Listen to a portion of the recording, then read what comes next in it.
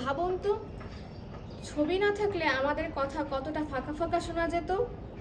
আমি সেই মনের ভাষা তৈরি করতে চাই রং এবং ডিজাইনের মাধ্যমে, যেটি মানুষের মনের কথা বলবে।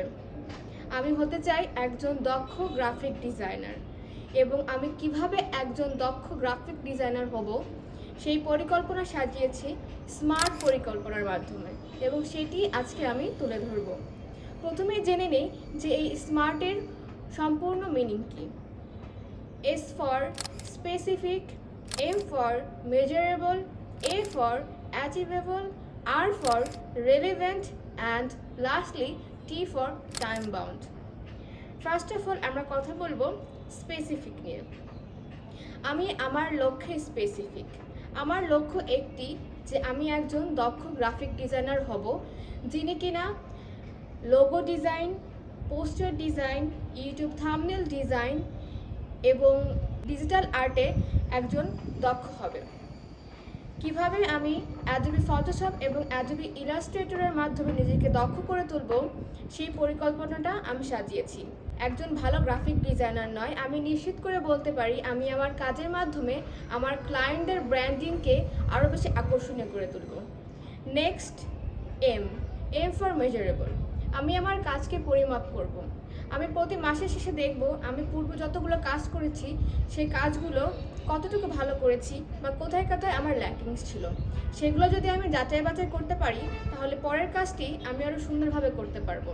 তাই প্রতি মাস শেষে আমার পূর্বের কাজগুলো যাচাই বাছাই করা এবং মেজার করা খুবই গুরুত্বপূর্ণ, এবং আমি সেটি সম্পূর্ণভাবে করার চেষ্টা করব। নেক্সট আসছে অ্যাচিভেবল। আমার লক্ষ্য থাকতে হবে যে এই কাজটি আমি অ্যাচিভ করেই ছাড়ব। এর জন্য আমি প্রতিদিন 2 থেকে 3 ঘন্টা এই গ্রাফিক ডিজাইনে সময় দেব, এবং বিভিন্ন কোর্সে ভর্তি হব, বিভিন্ন সেমিনারে জয়েন করব, এবং বিভিন্ন চ্যালেঞ্জিং ডিজাইনে অংশগ্রহণ করব। আমি জানি এই ছোট ছোট ধাপ পেরিয়ে আমি একদিন বড় গ্রাফিক ডিজাইনার হতে সক্ষম হব, এবং আমি সেটি অ্যাচিভ করব। Next, relevant. আমি ছোটবেলা থেকেই খুব সৃজনশীল, এবং আমি সৃজনশীল কাজ করতে খুব পছন্দ করি। আর গ্রাফিক ডিজাইন এমন একটি কাজ যেখানে আমি আমার সৃজনশীলতাটাকে সম্পূর্ণভাবে কাজে লাগাতে পারবো।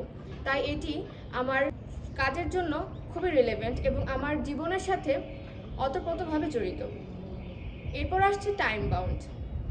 আমি আমার কাজের জন্য এবং আমি আমার নিজেকে সফলতার পিছনে 2 বছর সময় দিব, এবং সেই 2 বছরে আমি চেষ্টা করব সম্পূর্ণভাবে নিজেকে তৈরি করার।